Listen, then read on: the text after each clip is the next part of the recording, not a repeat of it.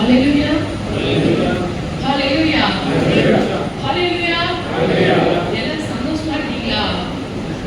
சந்தோஷமா இருக்கவங்களா ஹalleluya சொல்லுங்க பாப்போம் சத்தமா. ஹalleluya ஹalleluya ஆமென்.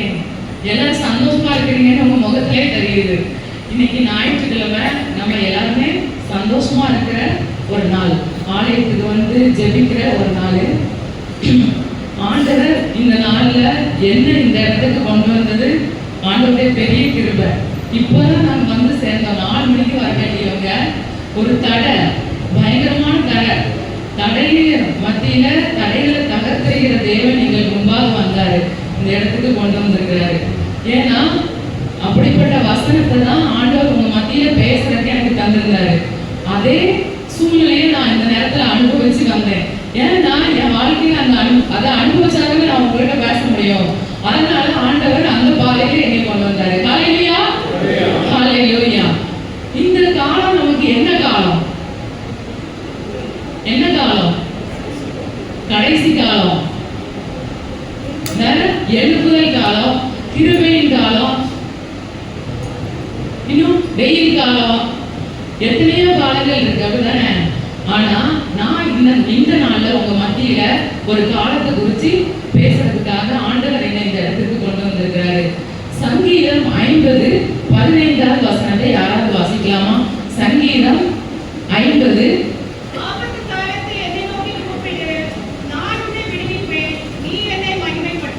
ஹalleluya ஹalleluya. என்ன காலம் இது? ஆபத்து காலம். ஒரே ஒரு நிமிஷம் கண்களை மூடி கரங்களை உயர்த்தி நம்ம ஏசப்பாவை நோக்கி பார்க்க போறோம். இந்த வசனத்தோடயே ஏசப்பா நம்ம கூட பேசணும், இயேசு நம்ம கூட பேசணும். எல்லாரும் கண்களை மூடி உள்ளத்தின் ஆழத்தில் இருந்து உண்மையா அவரை நோக்கி பார்த்து ஜெபிக்கலாமா? ஹalleluya ஹalleluya. ஆபத்து காலத்தில் என்னை நோக்கி கூப்பிடு, நான் உன்னை விடுவிப்பேன், நீ என்னை மகிமைப்படுத்துவாய். ஆமென். ஹalleluya ஹalleluya. ஆபத்திலும் அவரை நான் நோக்கி கூப்பிடும் வேளையிலோ என்னை காப்புவித்து முற்றும் ரட்சிப்பாரே என் ஆத்துமனே சரவர். என்னை காப்புவித்து முற்றும் ரட்சிப்பாரே என் ஆத்துமனே சரவர். அவசரத்தையும் கீழடை கடம்புகவே தம் சிறகுகளால் மூடுவார். அவசரத்தையும் கீழடை கடம்புகவே தம் சிறகுகளால் மூடுவார். சிங்கத்தின் மேலும் நடந்து வலு சர்ப்பத்தையும் மிதிப்பார். அவர் நாமத்தை முற்றும் நம்பினதால் உன்னை விடுவித்து காத்திடுவார். அவர் நாமத்தை முற்றும் நம்பினதால் உன்னை விடுவித்து காத்திடுவார்.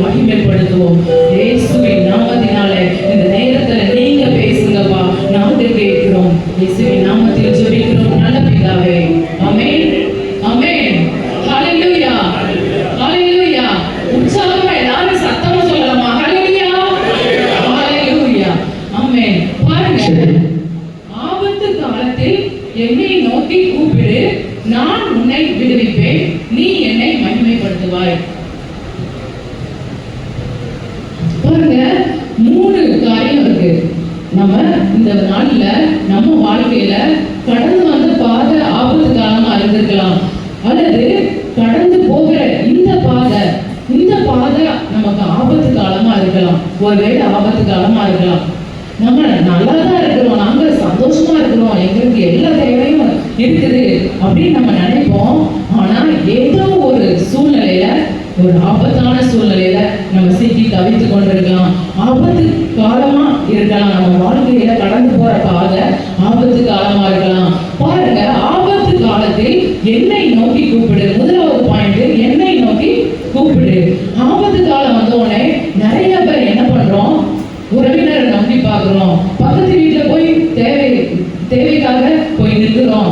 ஆபத்து காலம், ஏதோ ஒரு தேவை, ஏதோ ஒரு காரியம், எனக்கு இது தேவை, இந்த காரியத்துல எனக்கு பதில் வேணும் அப்படின்னு சொன்ன உடனே நம்ம எந்த தேவைக்காக, எந்த காரியத்துல நம்ம ஒரு சூழ்நிலையில சிக்கி இருக்கிறோமோ அந்த காரியத்தை மனிதர்கள் நோக்கி நம்ம போய் நிற்கிறோம்.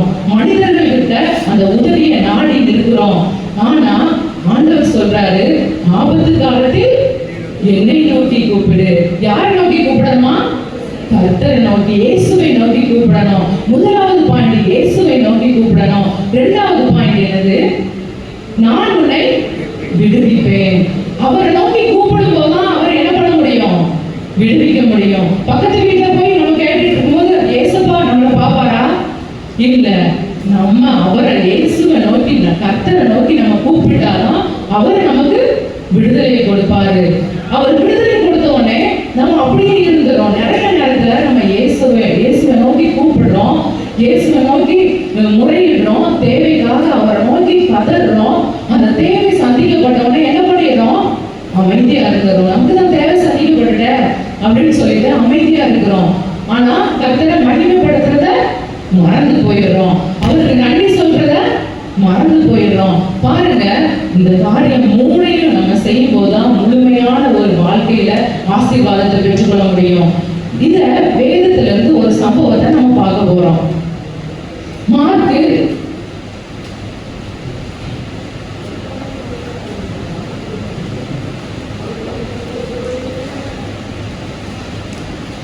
மார்க்கு 10வது அதிகாரம் 46வது வசனத்துல இருந்து 52வது வசனம் வரைக்கும் ஒரு சம்பவம் குறிப்பிடப்பட்டிருக்கு.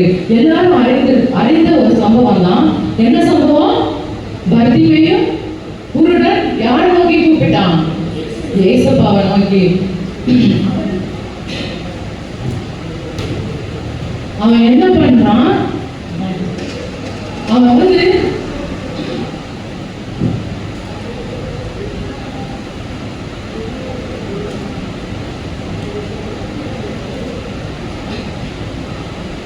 அவன் இயேசுவை நோக்கி கூப்பிடுறான். என்ன சூழ்நிலையில? அவனுக்கு கண்ணு தெரியாது, அவன் குருடன். இயேசு போறாருன்னு தெரியுமா? தெரியாது. அவன் கேள்விப்படுறான். அந்த ரோட்ல, அந்த வழியில உட்கார்ந்து இருக்கிறான். இயேசு போகும்போது இயேசுவோட யார் போவா? ஜனங்கள் கூட்டம் கூட்டமா போவாங்க. அந்த சத்தத்தை கேட்டு இயேசுதான் போறாரு, இயேசுதான் இந்த இடத்துல நம்மளை தாண்டி போய் கொண்டிருக்கிறாரு அப்படின்னு சொல்லிட்டு அவன் அறிந்ததுனால யாரை நோக்கி கூப்பிட்டான்? இயேசுவை நோக்கி கூப்பிட்டான். இயேசுவை நோக்கி கூப்பிடும் போது அவனை எல்லாரும் அமைதியா சும்மா விட்டுட்டாங்களா? இல்ல. என்ன பண்ணாங்க? அவனை அதட்டுனாங்க. ஏன் இயேசுவை நோக்கி கூப்பிடுறா? இப்போ இந்த நாட்கள்ல கூட நம்ம ஆலயத்துக்கு வர்றோம், ஏதோ ஒரு ஜெபத்துல கலந்து கொள்றோம், இயேசுவை நோக்கி நம்ம ஜெபிக்கிறோம். முன்னால எந்த ஒரு ஜெப குறிப்பை சொன்னாலும் முன்னால நம்ம ஜெபிப்போம். அதை 4 பேர் பின்னாடி இருந்து கிண்டல் பண்ணுவாங்க. அதை பார்த்து நம்ம பயந்துடக்கூடாது. பாருங்க, அந்த பர்திமேயு குருடன் என்ன பண்றான்?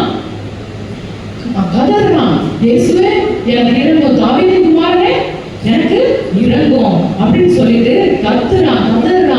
எதுக்காக? அவனுக்கு பார்வை கிடைக்கணும். இயேசு அற்புதம் செய்வார்னு அவனுக்கு தெரியும். இயேசு இந்த உலகத்துல சுற்றி திரிந்த நாட்கள்ல அவர் நன்மை செய்கிறவர்னு அவனுக்கு தெரியும். அவன் கேள்விப்பட்டிருக்கிறான். அந்த கேள்விப்பட்டதை வச்சு அவன் என்ன பண்றான்?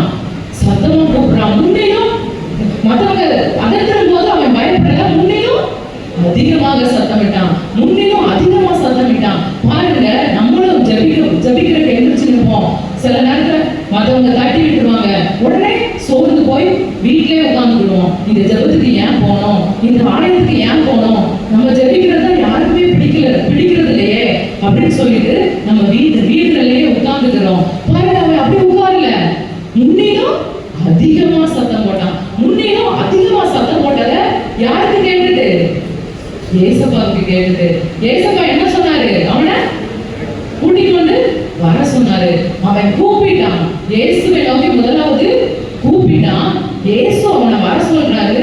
வர சொல்லும் போது அந்த தட்டி விட்டவங்க அமைதியா இருக்குன்னு சொன்னவங்க என்ன பண்றாங்க? இயேசு உன்னை கூப்பிடுறாரு அப்படின்னு சொல்லி யார் அழைச்சிட்டு வந்தது? அதட்டுனவங்களும் அவனை தட்டி கீழே உட்கார வச்சவங்களும் என்ன பண்ணாங்க? அவனை திரும்ப ஏசப்பாட்ட கூட்டிட்டு வராங்க. ஏசப்பா சொல்றாரு அவனுக்கு, என்ன வேணும், நீ என்ன வேணும்னு விரும்புற அப்படின்னு கேட்டவனே அவன் எதுக்காக வந்திருக்கிறான்? பார்வை அடையணும். அவன் தேவை என்னது? அவனுக்கு பணமோ காசோ வீடோ ஏதாவது முக்கியமா? இல்ல, அவனுக்கு என்ன தேவை? பார்வை தேவை. பாருங்க, இந்த நாட்கள்லயும் நம்மளுக்கு எத்தனையோ காரியங்கள்ல சம்பூர்ணமா நம்ம இருக்கிறோம். ஆனா மனசுல சமாதானம் இல்லை, நிம்மதி இல்லை, குடும்பத்துல பிரச்சனை, பாடுகள், போராட்டங்கள். ஏன்? ஏசப்பாவை நோக்கி நம்ம கூப்பிடணும். ஏசப்பாவை நோக்கி கதறும் போது அவர் நமக்கு இறங்குகிறவரா இருக்கிறாரு. அந்த காரியத்திலிருந்து ஒரு விடுதலையை தர்றதுக்கு இயேசு வல்லமை உள்ளவரா இருக்கிறாரு. பாருங்க, அவன் அமைதியா இருக்கல, தட்டுனாங்க, அவன் திரும்பவும் மீண்டும் கத்துனா, அவனை அப்படி தட்டிட்டவங்களே கூட்டிக் கொண்டு ஏசப்பாட்ட விட்டாங்க. ஏசப்பா உடனே என்ன கொடுத்தாரு? பார்வையை கொடுத்தாரு. பார்வையை கொடுக்கும் போது சொல்றாரு ஒரு காரியம், நீ போகலாம், உன் விசுவாசத்தின்படி ஆகப்படுவது, உன் விசுவாசம் உன்னை ரட்சித்தது. பாருங்க, நீ போகலாம், உனக்கு பார்வை கிடைச்சிட்டு நீ போகலாம் அப்படின்னு சொல்றாரு. ஆனா அவன் போனானா? போகல. கடைசிய வசனத்தை வாசிச்சு பாருங்க, அவன் போனானா? போகல. யாருக்கு பின்னாடி போனான்? இயேசுவுக்கு பின்னாடி போனான். அவனுக்கு பார்வை கிடைச்சிட்டு அவன் ஏசப்பாவோட என்ன சொன்னாரு? நீ போகலாம்னு தான் சொன்னாரு. அவன் வீட்டுக்கு போயிருக்கலாம், எனக்கு பார்வை கிடைச்சிட்டு அப்படிங்கிறத வீட்டுல போய் சந்தோஷமா வீட்டுல உள்ளவங்களுக்கு, குடும்பத்தினருக்கு, உறவினருக்கு சொல்ல போயிருக்கலாம். அவன் போனானா? இல்ல. அவனுக்கு என்ன முக்கியம்? ஆண்டவரை மகிமைப்படுத்துறது. பாருங்க, ஆண்டவரை மகிமைப்படுத்தினான். முதலாவது கூப்பிட்டான், ஆண்டவர் விடுதலை கொடுத்தாரு. அவன் சும்மா உட்கார்ந்து இருக்கல, எங்க போனான்? இயேசுவுக்கு பின்னால போனான். அவன் ஆண்டவருடைய நாமத்தை மகிமைப்படுத்துறவனா போனான். நம்ம இந்த நாட்கள்ல நிறைய நேரம் ஆண்டவரை நோக்கி, ஏசப்பா எனக்கு இந்த தேவை, என் பிள்ளைகளுக்கு குழந்தை பாக்கியம் இல்ல அப்படின்னு கேட்டவனே ஏசப்பா குழந்தை பாக்கியத்தை தராரு. வேலை காரியத்தை கேட்கிறோம், வேலை காரியத்தை தராரு. தேவைகளை சந்திக்கிறாரு. ஆனா அந்த வேலை காரியம் கிடைச்ச உடனே, குழந்தையை கர்த்தர் தந்த உடனே நம்ம அப்படியே அமைதியா வீட்டுல இருந்துறோம். ஆண்டவரை மகிமைப்படுத்துறது இல்ல. ஆண்டவர் இந்த நாள்ல உங்ககிட்ட ஒரே ஒரு காரியத்தை கேட்கிறாரு, என்ன நோக்கி கூப்பிடு, நான் உன்னை விடுவிப்பேன், நீ என்னை மகிமைப்படுத்தணும். கண்டிப்பா நீ என்னை மகிமைப்படுத்தணும் அப்படின்னு சொல்றாரு. பாருங்க, ஒரு உண்மை சம்பவம் நடந்த ஒரு சாட்சியை நான் சொல்றேன். அந்த நபர் மிகவும் கஷ்டப்பட்ட ஒரு தரித்திரமான ஏழை ஒரு நபர், ஏழை சகோதரர். அவர் தன்னுடைய பசியை ஆற்றுறதுக்காக ஒவ்வொரு ரோடா வீடா அப்படி அலைந்து கொண்டிருந்தவர். அவருக்கு சினிமாவில் ஒரு சான்ஸ் கிடைச்சது. அவருக்கு சினிமாவில் சான்ஸ் கிடைச்சி அவர் ஒரு பெரிய டைரக்டரா இருந்தாரு. அவர் நிறைய காரியத்தை அவர் செய்தது நிமித்தமா அதிகமான கடன் பிரச்சனைக்குள்ள மாட்டிக்கொண்டாரு. அந்த கடன் பிரச்சனைக்குள்ள மாட்டிக்கொண்டது நிமித்தம் அவர் ரொம்ப கஷ்டத்தை அனுபவிச்சதுனால தற்கொலை பண்ணிடணும், நம்ம செத்து போயிடணும், இந்த உலகத்துல இருந்து நம்மளால வாழ முடியாது, இந்த கடனெல்லாம் அடைக்க முடியல, நம்ம கண்டிப்பா இந்த உலகத்துல வாழவே முடியாது, நம்ம செத்து போயிடணும். அவர் ஆண்டவர் அறியாததுனால நிறைய தெய்வத்தை எல்லாத்தையும் சொல்லி பார்த்தாரு, எல்லா தெய்வத்தையும் முறையிட்டு பார்த்தாரு, எல்லா தெய்வத்துக்கு முன்னாடியும் போய் நின்று பார்த்தாரு. ஆனா அந்த கடன் பிரச்சனைக்கு ஒரு தீர்வு இல்லை. அவரு ஒரு இடத்துல நின்று சாகுறதுக்கு முயற்சி செய்யும் போது அந்த இடத்துல நின்று சொல்றாரு, அவரு நான் ஒவ்வொரு தெய்வமா கூப்பிடுவேன், எந்த தெய்வம் என்ன நோக்கி பார்க்குது, எந்த தெய்வத்துக்கு இருந்து எனக்கு ஒரு பதில் வருது, அப்போதான் நான் இந்த தற்கொலையை செய்ய மாட்டேன், நான் சாகிறதுக்கு முயற்சி செய்ய மாட்டேன் அப்படின்னு சொல்லி அவர் வந்து அந்த முடிவு எடுத்தாரு. அவர் அந்த இடத்துல நின்று சொல்றாரு, ஒவ்வொரு தெய்வத்தையா கூப்பிடுறாரு. ஒரு தெய்வமும் பதில் கொடுக்கல. ஒவ்வொரு தெய்வமா இந்து முஸ்லீம் எல்லா தெய்வத்தையும் சொல்லி முறையிடுறாரு. ஒண்ணுமே அவருக்கு பதில் கொடுக்கல. அவர் கடைசியா, எனக்கு எந்த தெய்வமும் பதில் கொடுக்கல, இந்த உலகத்துல எந்த தெய்வமும் இல்லை போல இருக்கு, எனக்கு தெரியல, உண்மையான தெய்வம் யாருக்கும் தெரியல, உண்மையான தெய்வம் இல்ல இந்த உலகத்திலேயே அப்படின்னு சொல்லிட்டு இருக்கும்போது உண்மையான தெய்வம் யாரு? இயேசு கிறிஸ்து அந்த இடத்துக்கு கடந்து வந்தாரு. ஒரு வெளிச்சத்தின் மூலமா அவரோடு பேசினாரு. அவரோடு பேசி அந்த கடன் பிரச்சனைக்கு ஒரு முடிவை கொண்டு வந்தாரு. பாருங்க, கடன் பிரச்சனையிலிருந்து ஒரு விடுதலை கொடுத்தாரு. அந்த மெய்யான தெய்வத்தை அந்த மனிதர் அதுக்கப்புறம் அந்த தெய்வத்துக்கு பின்னாடி போய் அவர் சாட்சியா நின்னாரு. அந்த தெய்வத்துக்கு சாட்சியா நின்னாரு. பாருங்க, அவர் கர்த்தரை நோக்கி கூப்பிடல, எந்த தெய்வம் உண்மையான தெய்வம் அப்படின்னு சொல்லிதான் கூப்பிட்டாரு. ஆனா அந்த தெய்வத்தை கூப்பிடும் போது எந்த தெய்வம் உண்மையான தெய்வம்? இயேசு. அந்த இயேசு உண்மையான தெய்வம் இறங்கினாரு. இறங்கி விடுதலை கொடுத்தாரு. அந்த கடன் பிரச்சனையை மாற்றினாரு. அவர் என்ன பண்ணாரு? சாட்சியா இருந்தாரு. ஆண்டவருடைய நாமத்தை மகிமைப்படுத்தினாரு. பாருங்க, இதே மாதிரிதான் நம்முடைய வாழ்க்கையிலும் ஏதோ ஒரு பிரச்சனை இருக்கலாம். ஏதோ ஒரு காரியத்தினால அடிக்கடியாக நம்ம சோர்ந்து போகலாம். ஆண்டவர் இந்த நேரத்துல உங்களை பார்க்கிறாரு. சோர்ந்து போன இந்த சூழ்நிலையில, எந்த சூழ்நிலையில நீங்க இருந்தாலும், எந்த சூழ்நிலையில கடந்து போயிட்டு இருந்தாலும், உங்க வாழ்க்கையில எந்த சூழ்நிலை மத்தியில நீங்க கடந்து போயிட்டு இருந்தாலும் யாருக்கு தெரியும்? இயேசுவுக்கு தெரியும். நம்ம உற்றார் உறவினருக்கோ, குடும்பத்தின் நபருக்கோ, நம்ம உண்மையா அன்பு வச்சிருக்கிறவங்களுக்கோ சில நேரத்துல தெரியாது. ஆனா யாருக்கு தெரியும்? நம்ம இருதயத்தின் பாரம் இயேசப்பாவுக்கு தெரியும். அவரிடத்துல நம்ம முறையிடும் போது, அவரை நோக்கி கூப்பிடும் போது அவர் என்ன பண்ணுவாரு? விடுதலையை கொடுப்பாரு. அவர் விடுதலை கொடுக்கும் போது அவருடைய நாமத்தை நம்ம மகிமைப்படுத்துறவங்களா இருக்கணும். இன்னொரு வேதத்துல இருந்து ஒரு சம்பவத்தை நான் சொல்ல போறேன்.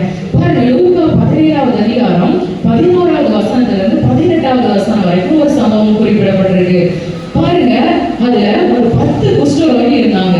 10 குஷ்டரோகியும் ஏசப்பாவை நோக்கி பார்த்து சத்தம் விட்டாங்க. சத்தம் விட்டு, ஆண்டவர் எனக்கு விடுதலை தரணும், எனக்கு ஒரு சுகம் தரணும் அப்படின்னு சொல்லி 10 பேரும் கதறினாங்க, சத்தம் விட்டாங்க. ஏசப்பா அவங்களுக்கு விடுதலை கொடுத்தாரு. விடுதலை கொடுத்த உடனே யார் மகிமைப்படுத்தினாங்க? 10 பேரும் மகிமைப்படுத்தினாங்களா? இல்ல. 9 பேர் எங்க போனாங்க? திரும்பி போயிட்டாங்க. ஒரே ஒருத்தர் மட்டும் திரும்பி வந்து எங்க வந்து ஆண்டவருடைய சமூகத்துல வந்து மகிமைப்படுத்தினாரு. ஆண்டவருடைய நாமத்தை மகிமைப்படுத்தினாரு. மீதி 9 பேர் எங்கே அப்படின்னு கேட்கும்போது, ஆண்டவர் கேட்கும்போது அவரு எங்கன்னே தெரியல, அவங்க வீடுகளுக்கு போயிட்டாங்க அப்படின்னு சொல்றாரு. பாருங்க, 10 பேர் சுகம் பெற்றாங்க, 9 பேர் ஆண்டவரை மறந்துட்டாங்க. சுகத்தை பெற்றுக்கொண்டாங்க, ஆனா எங்க போயிட்டாங்க? மறந்து போயிட்டாங்க, தன்னுடைய வீடுகளுக்கு கடந்து போயிட்டாங்க. ஆனா ஒரே ஒரு நபர் ஆண்டவரை மறக்கல. அவர் நமக்கு உண்மையா விடுதலை கொடுத்தத அவர் உண்மையான இருதயத்தோட அவருடைய நாமத்தை மகிமைப்படுத்தினாரு. பாருங்க, இந்த நாள்லயும் நம்ம வாழ்க்கையிலையும் இப்படி நம்ம இந்த 9 பேரை மாதிரி நம்முடைய காரியங்களை ஆண்டவருடைய நாமத்தை மகிமைப்படுத்தாம நம்முடைய வீடுகள்ல நம்ம திரும்பி போயிடறோம், அல்லது அமைதியா உட்கார்ந்துடுறோம். ஆண்டவருடைய நாமத்தை மகிமைப்படுத்துறது ஆட்கள் இல்லை. ஆண்டவருடைய நாமத்தை நம்ம ஒவ்வொருவரும் மகிமைப்படுத்தினா எத்தனையோ மணிக்கணக்கா நம்ம மகிமைப்படுத்தலாம். அத்தனை பேரை நம்ம மகிமைப்படுத்தினா நமக்கு செய்த நன்மைகளை, ஆண்டவர் நம்முடைய வாழ்க்கையில செய்த நன்மைகளை, அத்தனை காரியத்தை நம்ம சொல்லலாம். ஆனா நம்ம சொல்றது கிடையாது. நம்ம சொல்லும் போதுதான் நம்முடைய வாழ்க்கையில இன்னும் அதிகமான ஆசீர்வாதத்தை பெற்றுக்கொள்ள முடியும். அது மட்டுமல்ல, பரலோக ராஜ்யத்தின் பாக்கியத்தை நம்ம பெற்றுக்கொள்ள முடியும். நம்ம வாழ்கிற வாழ்க்கை ஒரே ஒரு வாழ்க்கை தான். இந்த ஒரே ஒரு வாழ்க்கையில ஆண்டவருடைய நாமம் மகிமைப்படணும். நம்ம மூலமா ஆண்டவருடைய நாமம் மகிமைப்படணும். நம்ம அநேக ஆத்துமாக்களை ஆண்டவருக்குள்ள கொண்டு வந்து ரட்சிப்புக்குள்ள வழி நடத்தி அந்த பரலோக ராஜ்யத்துக்கு கொண்டு செல்லணும். இன்னொரு உண்மையான சம்பவத்தை நான் சொல்ல போறேன். ஒரு மகள், ஒரு கிறிஸ்தவ பெண், அவ வந்து நல்லா ஜெபிக்கிற பெண். அவ என்ன பண்ணா, அவ காலேஜுக்கு கடந்து செல்லும் போது அந்த வழியே போகும்போது ஒரு 4 நபர் அவளை கடத்தி கொண்டு போயிட்டாங்க. 4 பேர் அவளை கடத்தி கொண்டு போயிட்டாங்க. அவள் ஜெபிக்கிற பிள்ளையா இருந்தோம், கடத்தி கொண்டு போயிட்டாங்க. நம்ம நினைக்கலாம், அவ ஜெபிக்கிற பிள்ளை தானே, ஏன் கடத்தணும்? ஆண்டவர் அந்த நேரத்துல பாதுகாக்க கூடாதா? அந்த நேரத்துல ஆண்டவர் அவளை அந்த 4 பேரையும் தடப்படக்கூடாதா அப்படின்னு நினைக்கலாம். அந்த காரியத்தை ஆண்டவரே நாமும் மகிமைப்படணும். அதுக்காக தான் ஆண்டவர் சில காரியத்தை விட்டு கொடுப்பாரு. பாருங்க, அந்த பெண்ணும் அந்த 4 பேர் மத்தியில மாட்டிக்கொண்டா. 4 பேரும் அவளை கடத்தி கொண்டு ஊருக்கு புறம்பா ஒரு ரூம்ல ஒரு அறைக்குள்ள போய் அடைச்சு வச்சிருக்காங்க. அடைச்சு வச்சுட்டு அவங்க வந்துட்டு நைட்டு போயிடலாம் அப்படின்னு சொல்லி அடைச்சு வச்சுட்டு வந்துடுறாங்க. சாயங்காலம் ஒரு 6:30 போல போறாங்க. இந்த மகள் யாரு? ஒரு ஜெபிக்கிற மகள். அவ என்ன பண்ணிருப்பா? அவளுக்கு ஒரு ஆபத்து காலம். இந்த ஆபத்து காலத்தை அவ மாட்டிக்கொண்டா. என்ன பண்ணிருப்பா? ஜெபிச்சிருப்பா. அந்த அறைக்குள்ளாக அவ முழங்கால் படிக்கிட்டு ஜெபித்து கொண்டிருந்தா. ஆண்டவரை நோக்கி பார்த்து, ஆண்டவரை நோக்கி கதறினா, இசப்பா என்னை இப்படி ஒரு சூழ்நிலையில நான் மாட்டிக்கொண்டேனே அப்படின்னு சொல்லி ஜெபித்து கொண்டிருந்தா. பாருங்க, அந்த 4 நபரும் நல்லா தண்ணி அடிச்சுட்டு அந்த ஒரு 6:30-7 மணி இருக்கிற சமயத்துல அந்த அறைக்கு வராங்க. கதவை திறக்கிறாங்க. அந்த மகள் முழங்கால் பண்ணிட்டு ஜெபிச்சுட்டு இருக்கா. அவளை சுத்தி என்ன இருந்துச்சு? அக்னி மதில்கள். என்ன இருந்துச்சு? அக்னி மதில் எரியுது.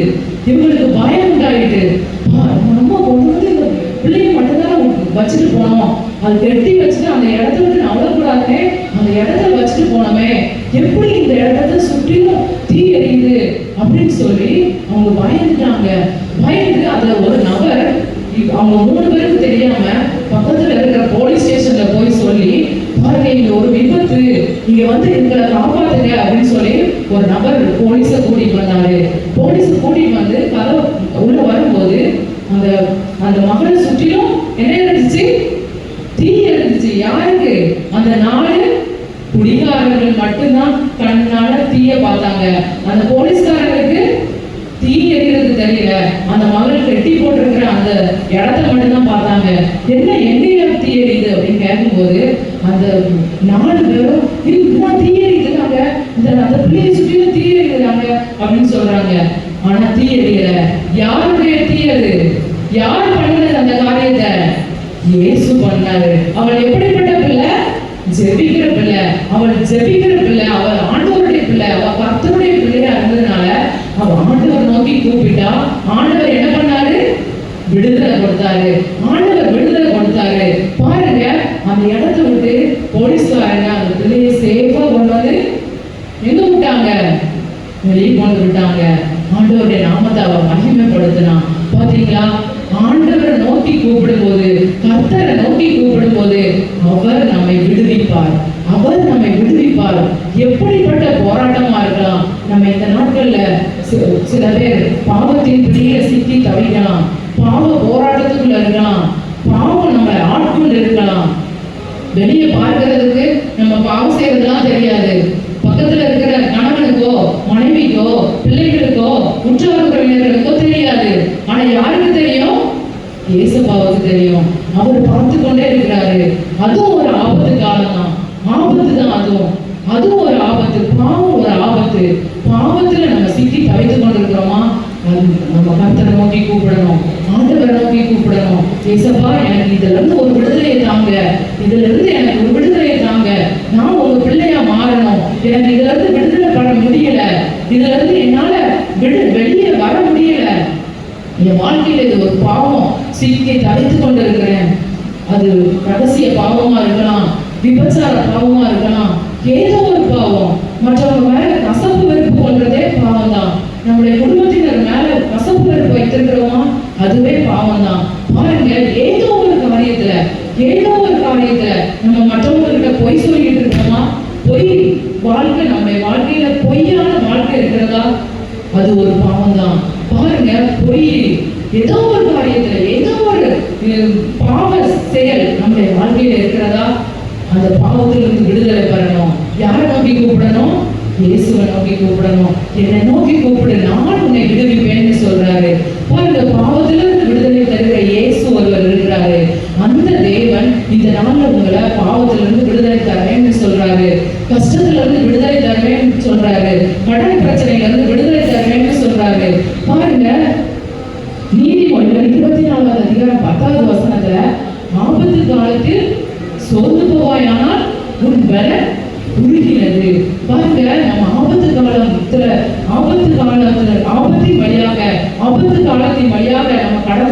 புறப்பட்டிருந்தோம்னா அந்த நாட்கள்ல சோர்ந்து போயிடக்கூடாது. ஆபத்து நாள்ல நம்ம சோர்ந்து போயிட்டோம்னா நம்முடைய பலன் குறுகினதா மாறிடும். நம்முடைய ஆயுசு நாட்கள் குறுகினதா மாறிடும். நம்முடைய பலன் குறுக ஆயுசு நாட்கள் குறுகி போயிடும். நம்ம ஆபத்து நாள்ல எல்லாவற்றையும் ஆண்டவருடைய சமூகத்துல அறிக்கை செய்து என்னை நோக்கி கூப்பிடு, நான் உன்னை விடுவிப்பேன், நீ என்னை மகிமைப்படுத்துவாய்ன்னு ஆண்டவர் சொல்லியிருக்கிறாரு. அந்த தேவனை நோக்கி நம்முடைய வாழ்க்கையில பாவமா இருக்கலாம், ஆபத்து காலமா இருக்கலாம், ஏதோ ஒரு கடன் பிரச்சனையா இருக்கலாம், ஏதோ ஒரு தேவையா இருக்கலாம், ஏதோ ஒரு சூழ்நிலையா இருக்கலாம். அந்த சூழ்நிலையில ஆண்டவரை நோக்கி கர்த்தரை நோக்கி கூப்பிடும் போது அவர் விடுவிப்பாரு. ஆபத்து நாளில் சங்கீதம் 20:1 சொல்லுகிறது, ஆபத்து நாளில் கர்த்தர் உமது ஜெபத்தை கேட்பார் அப்படின்னு சொல்லு. ஆபத்து நாள்ல நம்ம ஜெபிக்கிற ஜெபத்தை ஆண்டவர் கேட்பாராம். ஆண்டவர் அதற்கு பதில் தர அருளி செய்வாரு. பட்டமே உங்களுக்கு பதில் உண்டு. நம்ம சில நேரத்துல ஒரு நாள் ஜெபம் பண்றோம், 2 நாள் ஜெபிக்கிறோம், அப்படியே விட்டுறோம். இந்த காரியத்துல எனக்கு நடக்கலையே, இந்த காரியத்துல எனக்கு ஒரு விடுதலை கிடைக்கலையே, எனக்கு இந்த காரியத்துல இருந்து ஒரு மீட்பு இல்லையே, ரட்சிப்பு இல்லையே அப்படின்னு சொல்லிட்டு அதை 1 நாள் 2 நாள் எல்லாம் விட்டுறோம். பாருங்க, அதை தொடர்ந்து நம்ம செய்யணும். என்னை நோக்கி கூப்பிடு, நான் உன்னை விடுவிப்பேன், நீ என்னை மகிமைப்படுத்துவாய். பதிமை குருடனை போல யாரை தட்டி உட்கார வச்சாலும், யார் நம்மளை அவமானமா பேசினாலும், நிந்தையா பேசினாலும் நம்ம அதெல்லாம் கண்டு கொள்ளாம ஆண்டவரை நோக்கி முன்னிலும் அதிகமா 1 நாள் 2 நாள் அல்ல, தொடர்ந்து நம்ம பதிலை பெற்றுக்கொள்ள வரைக்கும், விடுதலையை பெற்றுக்கொள்ள வரைக்கும் நம்ம சாட்சியா இருக்கணும். அவருடைய நாமத்தை மகிமைப்படுத்துகிறவர்களா இருக்கணும். ஆண்டவருடைய சமூகத்துல கொஞ்ச நேரம் நம்ம கேட்கலாமா, ஜெபிக்க போகிறோம். நம்முடைய உள்ளத்தின் ஆழத்திலிருந்து உள்ளத்துல நீங்க கரத்தை வைங்க, நீங்க ஆண்டவரை நோக்கி பாருங்க. ஆண்டவர் உங்களுக்கு பதில் உத்தரவு அருளி செய்வாரு. எல்லாரும் அப்படியே கண்களை மூடி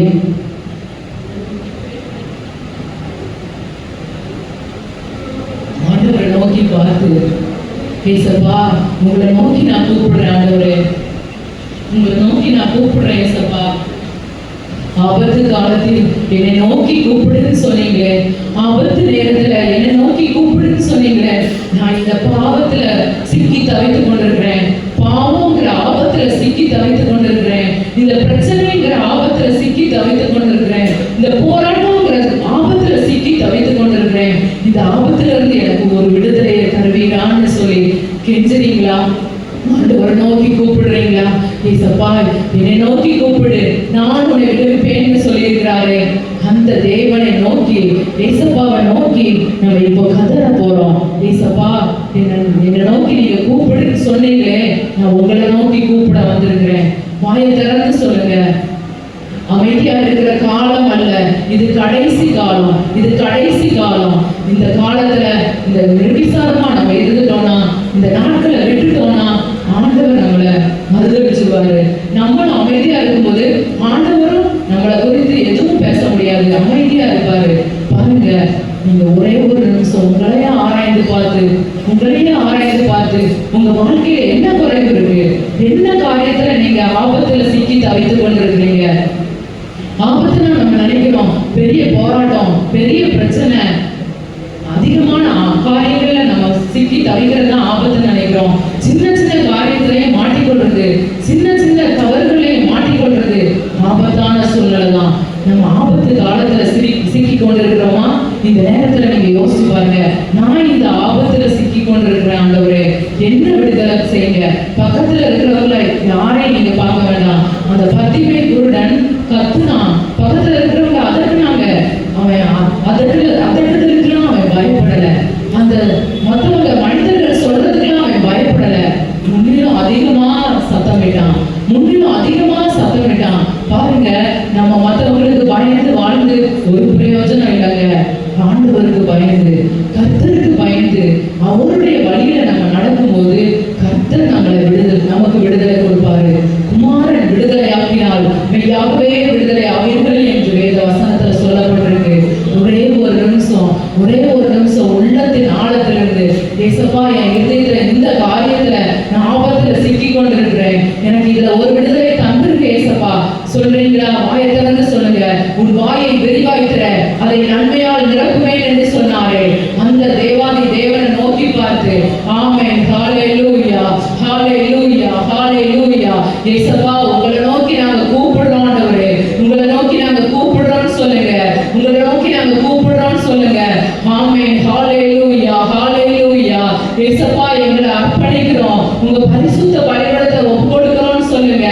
ஆமென். ஹல்லேலூயா, ஹல்லேலூயா. நீங்க பக்கத்துல அருகில இருக்கிறவங்களை பார்க்காதீங்க, நீங்க ஜெபிங்க, நீங்க ஆண்டவர்கிட்ட முறையிடுங்க, நீங்க ஆண்டவருடைய சமூகத்தை நோக்கி பாருங்க, ஆண்டவருடைய முகத்தை நோக்கி பாருங்க. ஆமென். ஹல்லேலூயா, ஹல்லேலூயா. ஆமென். ஹல்லேலூயா. ஏசப்பா இறங்குங்கன்னு சொல்லுங்க. பாருங்க, ஆண்டவர் கெத்செமனே தோட்டத்துல பலத்த சத்தத்தோட ஆண்டவர் ஜெபித்தார்னு பார்க்கிறோம், கர்ப்ப வேதனை பட்டார்னு பார்க்கிறோம். பாருங்க, லேபர் வார்டுக்குள்ள போய் பாருங்க, அது எம்பிபிஎஸ் டாக்டரா இருக்கலாம், இன்ஜினியரா இருக்கலாம், யாராக இருந்தாலும் கத்துவாங்க. பக்கத்துல யாராவது இருக்காங்க அப்படின்னு சொல்லி மௌனமா இருப்பாங்களா? அந்த குழந்தை பேச்சு காலத்துல கர்ப்பத்தின் கனி, அந்த கர்ப்ப வேதனைப்படுகிற அந்த ஸ்திரீ யாரா இருந்தாலும், எம்பிபிஎஸ் டாக்டரா இருக்கலாம், இன்ஜினியரா இருக்கலாம், அவங்க ஒரு பெரிய லாயரா இருக்கலாம், ஆனா பக்கத்துல இருக்கிறவங்களுக்காக அவமானமோ மௌனமாவோ நாகரிகம் நினைச்சோ அமைதியா இருக்க மாட்டாங்க, கதறுவாங்க, கத்துவாங்க.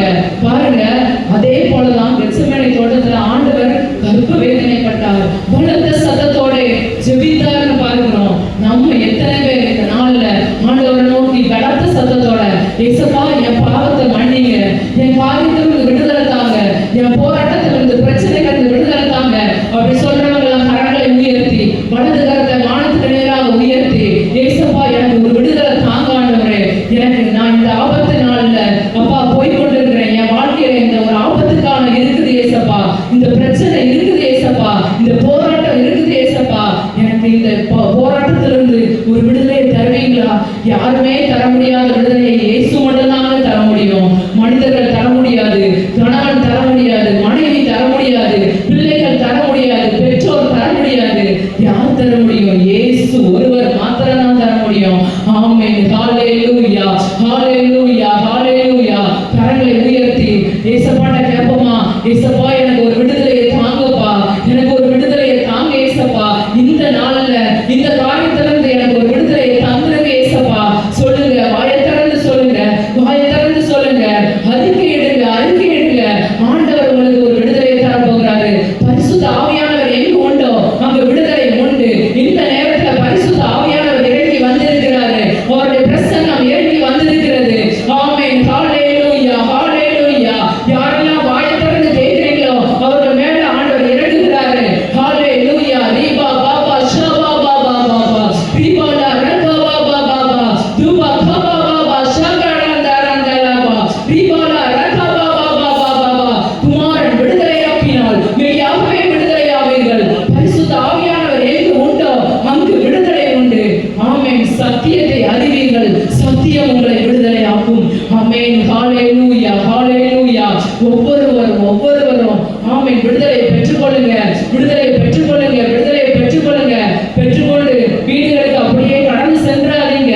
ஆண்டவருடைய நாமத்தை மகிமைப்படுத்துகிறவர்களா நீங்க மாறுங்க. ஆண்டவருடைய நீங்க நாமத்தை நீங்க மகிமைப்படுத்த உங்க வாழ்க்கையே மாறுங்க, உங்க வாழ்க்கையே மாறுங்க. மற்றவர்களுக்கு சாட்சியாக நீங்க எழுப்பி நிற்க முடியும். ஆமென். ஹல்லேலூயா, ஹல்லேலூயா. இயேசப்பா உங்க கரத்துல நாங்க ஒப்பு கொடுக்கிறோம். இந்த நேரத்தை எங்களுக்கு நீங்க கொடுத்தீங்களே, உங்களுக்கு நன்றி செலுத்துகிறோம் இயேசப்பா. இயேசப்பா இந்த நேரத்திலும் நீங்க பேசுறீங்க ஆண்டவரே, நீங்க இடைப்பட்டீங்க ஆண்டவரே. உண்மையா உங்களை நோக்கி கூப்பிட்டு இருக்கிற அப்பா உங்களுடைய பிள்ளைகளை நீங்க அறிந்திருக்கிறீங்க. உண்மையா அவங்க இருதயத்திலிருந்து கூப்பிட்டு இருந்தாங்கன்னா கட்டாயம் நீங்க விடுதலை கொடுப்பீங்க, கட்டாயம் நீங்க விடுதலை கொடுப்பீங்க இயேசப்பா. கர்த்தர் அவர்களை உங்க நாமத்தை மகிமைப்படுத்துகிறவர்களாக சாட்சியாக நிறுத்துவீராக. உங்க கரத்துல ஒப்பு கொடுக்கிறோம் இயேசப்பா. கரங்களை உயர்த்தி ஜெபித்த ஒவ்வொரு பிள்ளைகளுக்கும் கட்டாயம் ஒரு விடுதலை கொடுத்துருங்க இயேசப்பா, கட்டாயம் ஒரு விடுதலை கொடுத்துருங்க. விடுதலையை கொடுத்து அவர்களை சாட்சியாய் நிறுத்த போகிறதற்காக நன்றி செலுத்துகிறோம். உங்க கரத்துல ஒப்பு கொடுக்கிறோம் இயேசப்பா. நீங்க மகிமைப்படுவீராக. இந்த நாள்ல அப்பா நாங்க வந்தது நல்லது என்று சொல்ல கர்த்தர் ஒவ்வொருவருக்கும் கிருபை கொடுங்க. இந்த நேரத்துல ஆபத்தான சூழ்நிலையில இருக்கிற ஒவ்வொருவரையும் விடுதலை கொடுத்து சாட்சியாக நிறுத்த போகிறதற்காக நன்றி செலுத்துகிறோம். எல்லாரும் கரங்களை தட்டி ஆமென். விடுதலை பெற்றுக்கொண்டவர்கள் கரங்களை தட்டி ஹல்லேலூயா, ஹல்லேலூயா, ஹல்லேலூயா. ஆமென், ஆமென், ஆமென், ஆமென். ஆண்டவரே உங்களுக்கு நன்றி உள்ளத்தின் ஆழத்திலிருந்து நமக்கு நன்றி செலுத்துகிறோம். முழு மனதோடு நமக்கு நன்றி செலுத்துகிறோம். அப்பா, பிள்ளைகள் உமக்கு சாட்சிகளாக எழும்பட்டும், உமக்கு சாட்சிகளாக எழுப்பி நிற்கட்டும் ஆண்டவரே. கர்த்தர் நீங்க கிரியை செய்வீராக. கர்த்தருடைய கரத்துல ஒப்பு கொடுக்கிறோம்ப்பா. இந்த சபையின் பிள்ளைகள் ஒவ்வொருவர் குடும்பங்களையும் கர்த்தர் ஆசீர்வதித்து வர்த்திக்கப்படுவீராக. இந்த சபையை ஆசீர்வதித்து உயர்த்துவீராக. இந்த சபையில் இருக்கிற ஒவ்வொருவரும் பரலோக ராஜ்யத்துக்கு பாக்கியமுள்ளவர்களாக மாறவே இயேசப்பா. இந்த வாழ்க்கை ஒரே ஒரு வாழ்க்கை ஆண்டவரே. அப்பா, இந்த வாழ்க்கையில ஆண்டவருடைய ராஜ்யத்துக்கு வரணும் இயேசப்பா. பரலோக ராஜ்யத்துக்கு பாக்கியமுள்ளவர்களாக மாறணும் இயேசப்பா. அதுதான் எங்களுடைய சாட்சி, அதுதான் எங்களுடைய சாட்சி. எங்களை அர்ப்பணிக்கிறோம். கர்த்தர் நீங்க பொறுப்படுத்திக் கொள்ளுங்க. இந்த நேரத்துல இந்த சபையில் உள்ள ஒவ்வொருவரையும், ஒவ்வொரு பிள்ளைகளையும், ஒவ்வொரு குடும்பத்தினரையும் கர்த்தர் நீங்க ஆசீர்வதித்து உயர்த்த போகிறார். அன்பிற்காக உமக்கு நன்றி செலுத்துகிறோம். உயர்த்தி நீங்க மகிழ பண்ண போகிறதுக்காக நன்றி செலுத்துகிறேன் சப்பா. கர்த்தருடைய கருத்துல நாங்க ஒப்புப்படுகிறோம். கர்த்தர் பொறுப்படுத்திக் கொள்ளுங்க. இயேசு கிறிஸ்துவின் நாமத்தில் ஜெபிக்கிறோம் நல்ல பிதாவே. ஆமென்.